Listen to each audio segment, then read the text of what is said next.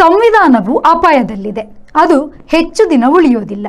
ಮಂದಿರ, ಮಸೀದಿ, ಚರ್ಚ್ಗಳಿಗೆ ಅಪಾಯ ಇದೆ ಎಂದು ತಿಳಿದರೆ ಮಚ್ಚು ಹಿಡಿದು ಅದರ ಕಾವಲಿಗೆ ನಿಲ್ಲುವ ನಾವು ಸಂವಿಧಾನಕ್ಕೆ ಅಪಾಯವಿದೆ ಎಂದರೆ ಅದರ ಬಗ್ಗೆ ಯಾರು ತಲೆನೇ ಕೆಡಿಸಿಕೊಳ್ಳುವುದಿಲ್ಲ ಎಂಬುದಾಗಿ ಕಾಂಗ್ರೆಸ್ ಪಕ್ಷದ ರಾಜ್ಯ ನಾಯಕ ನಿಕೇತ್ ರಾಜ್ ಮೌರ್ಯ ವಿಷಾದ ವ್ಯಕ್ತಪಡಿಸಿದ್ದಾರೆ.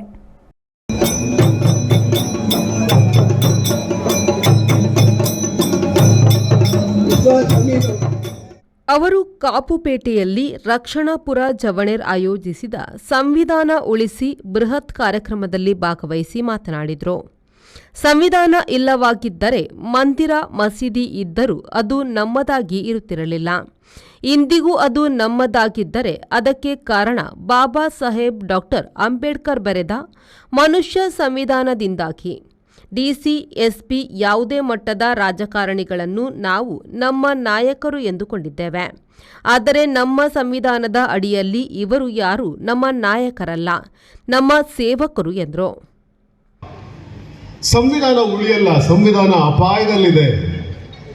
ಯಾತಕ್ಕಾಗಿ ಸಂವಿಧಾನ ಅಪಾಯದಲ್ಲಿದೆ ಅಂತಂದ್ರೆ, ಇವತ್ತು ನಿಮ್ಮ ಮಸೀದಿಗೆ ಅಪಾಯ ಇದೆ ಅಂತ ಹೇಳಿದ್ರೆ ಬಹಳಷ್ಟು ಜನ ಮಚ್ಚು ಕೊಡ್ಲಿ ಹಿಡ್ಕೊಂಡು ನಿಂತ್ಕೊಳ್ತಾರೆ.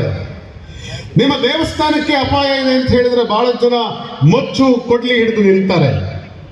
ಸಂವಿಧಾನಕ್ಕೆ ಅಪಾಯ ಇದೆ ಅಂತಂದ್ರೆ ಯಾರು ಕೂಡ ಅದರ ಬಗ್ಗೆ ತಲೆ ಕೆಡಿಸ್ಕೊಳ್ತಾ ಇಲ್ಲ. ಬಹಳ ದೊಡ್ಡ ಪ್ರಮಾಣದಲ್ಲಿ ಸಮಾಜದಲ್ಲಿ ಯಾವ ವಿರೋಧ ವ್ಯಕ್ತ ಆಗಬೇಕಾಗಿತ್ತು ಅದರ ಬಗ್ಗೆ ಆ ಪ್ರಮಾಣದ ವಿರೋಧ ನಾವು ನೋಡ್ತಾ ಇಲ್ಲ. ನಮಗೆ ಮಂದಿರಗಳ ಮೇಲೆ, ಮಸೀದಿಗಳ ಮೇಲೆ, ಚರ್ಚುಗಳ ಮೇಲೆ ಪ್ರೇಮ ಇದೆ. ಆದರೆ ಈ ಸಂವಿಧಾನ ಇಲ್ಲದೆ ಹೋಗಿದ್ರೆ ಆ ಮಂದಿರ ಇದ್ದು ಅದು ನಮ್ಮದಾಗ್ತಾ ಇರಲಿಲ್ಲ, ಆ ಮಸೀದಿ ಇದ್ದು ಅದು ನಮ್ಮದಾಗ್ತಾ ಇರಲಿಲ್ಲ, ಆ ಚರ್ಚು ಇದ್ದು ಅದು ನಮ್ಮದಾಗ್ತಾ ಇರಲಿಲ್ಲ. ಅದು ನಮ್ಮದಾಗಿದೆ ಅಂದ್ರೆ ಅದಕ್ಕೆ ಕಾರಣ ಭಾರತ ದೇಶದ ಸಂವಿಧಾನ ಅನ್ನೋದನ್ನ ನಾವ್ಯಾರು ಕೂಡ ಮರಿಬಾರದು. ಸಂವಿಧಾನ ಇದ್ರೆ ನಾವಿರ್ತೀವಿ. ಸಂವಿಧಾನ ಇದ್ರೆ ನಮಗೆ ಕನಸು ಕಾಣುವ ಅಧಿಕಾರ ಸಿಗುತ್ತೆ. ಸಂವಿಧಾನ ಇದ್ರೆ ನಮಗೆ ಶಕ್ತಿ ಬರುತ್ತೆ. ಸಂವಿಧಾನ ಇಲ್ಲದೆ ಹೋದ್ರೆ ನಾವಿದ್ದೂ ಕೂಡ ವ್ಯರ್ಥ ಬಾಳನ್ನ ಬಾಳಬೇಕಾಗುತ್ತೆ.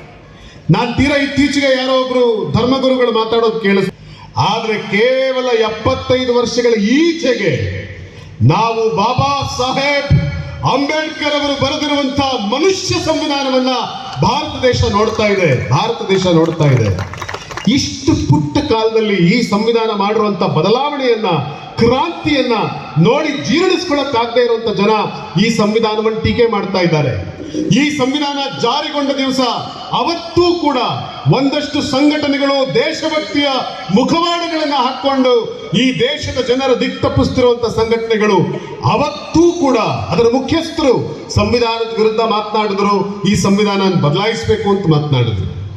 ಇಲ್ಲೇ ಪಕ್ಕದಲ್ಲೇ ನಮ್ಮ ಕರ್ನಾಟಕದ ದುರಾದೃಷ್ಟ, ಇಲ್ಲಿಂದ ಆಯ್ಕೆಯಾಗಿ ಉತ್ತರ ಕನ್ನಡ ಜಿಲ್ಲೆಯಿಂದ ಆಯ್ಕೆಯಾಗಿ ಪಾರ್ಲಿಮೆಂಟ್ ಅಲ್ಲಿ ಕೂತ್ಕೊಂಡಿದ್ದಂತ ಒಬ್ಬ MP ಸಂವಿಧಾನ ಬದಲಾಯಿಸಬೇಕು ಅಂತ ಮಾತನಾಡ್ತಾನೆ. ಬಹಳಷ್ಟು ಜನ ದೇಶದಾದ್ಯಂತ ಯಾವ ಸಂವಿಧಾನದಿಂದ ಅಧಿಕಾರವನ್ನು ಪಡೆದು ಪಾರ್ಲಿಮೆಂಟ್ಗೆ ಹೋದರೋ ಅವರೇ ಸಂವಿಧಾನ ಬದಲಾಯಿಸ್ತೀವಿ ಅಂತ ಭಾಷಣ ಮಾಡ್ತಾ ಇದ್ದಾರೆ.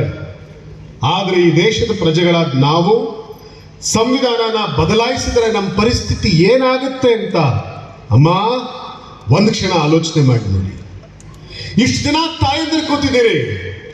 ಬಾಬಾ ಸಾಹೇಬ್ ಅಂಬೇಡ್ಕರ್ ಅವತ್ತು ಮಾತನಾಡಬೇಕಾದ್ರೆ, ಈ ಸಂವಿಧಾನ ಜಾರಿಗೊಳ್ಳಬೇಕಾದ್ರೆ ಆನಂದ ಬಾಷ್ಪ ಕಣ್ಣೀರು ಸುರಿಸಿರ್ತಾರೆ. ಆರಂಭದಲ್ಲಿ ಕಾಪು ಜನಾರ್ದನ ದೇವಸ್ಥಾನದಿಂದ ಮೆರವಣಿಗೆಯ ಮೂಲಕ ಕಾಪುಪೇಟೆಗೆ ಆಗಮಿಸಲಾಯಿತು.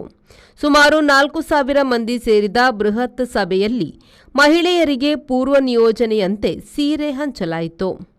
ಈ ಸಂದರ್ಭ ಮಾಜಿ ಸಚಿವ ವಿನಯಕುಮಾರ್ ಸೊರಕೆ, ಮಾಜಿ ಸಂಸದ ಜಯಪ್ರಕಾಶ್ ಹೆಗ್ಡೆ, ಹೊಸ ಮಾರಿಗುಡಿ ದೇವಳದ ಪ್ರಮುಖ ಅರ್ಚಕ ಶ್ರೀನಿವಾಸ್ ತಂತ್ರಿ, ದೇವಳದ ಜೀರ್ಣೋದ್ಧಾರ ಸಮಿತಿ ಪ್ರಮುಖ ಕೆ. ವಾಸುದೇವ ಶೆಟ್ಟಿ, ಉದ್ಯಮಿ ಮನೋಹರ್ ಶೆಟ್ಟಿ, ದಲಿತ ಮುಖಂಡ ಸುಂದರ ಮಾಸ್ತರ್, ಕಾಪು ಬ್ಲಾಕ್ ಅಧ್ಯಕ್ಷ ನವೀನ್ ಚಂದ್ರ ಸುವರ್ಣ, ಕಾಂಗ್ರೆಸ್ ಮುಖಂಡ ಕಿಶನ್ ಹೆಗ್ಡೆ ಕೊಳ್ಕೆಬೈಲ್, ಪ್ರಮುಖರಾದ ವಿಶ್ವಾಸ್ ಅಮೀನ್, ದಿವಾಕರ್ ಶೆಟ್ಟಿ ಕಾಪು, ದಿನಕರ ಹೇರೂರು, ಎಂಎ ಗಫೂರ್, ಶಿವಾಜಿ ಸುವರ್ಣ, ನವೀನ್ ಚಂದ್ರ ಶೆಟ್ಟಿ, ನವೀನ್ ಎನ್ ಶೆಟ್ಟಿ, ಸರ್ಫುದ್ದೀನ್ ಶೇಖ್, ದಲಿತ ಮುಖಂಡ ಶೇಖರ್ ಹೆಜಮಾಡಿ, ಸುಧೀರ್ ಕುಮಾರ್ ಮುರೋಳಿ, ಮುಸ್ಲಿಂ ಧರ್ಮಗುರು ಇರ್ಷಾದ್ ದಾರ್ಮಿ, ವಿಲಿಯಂ ಮಾರ್ಟಿಸ್, ಅಶೋಕ್ ಕುಮಾರ್ ಕೊಡವೂರು ಮುಂತಾದವರು ಉಪಸ್ಥಿತರಿದ್ದರು. Suresh Sharmal, V4 news, Padubidri.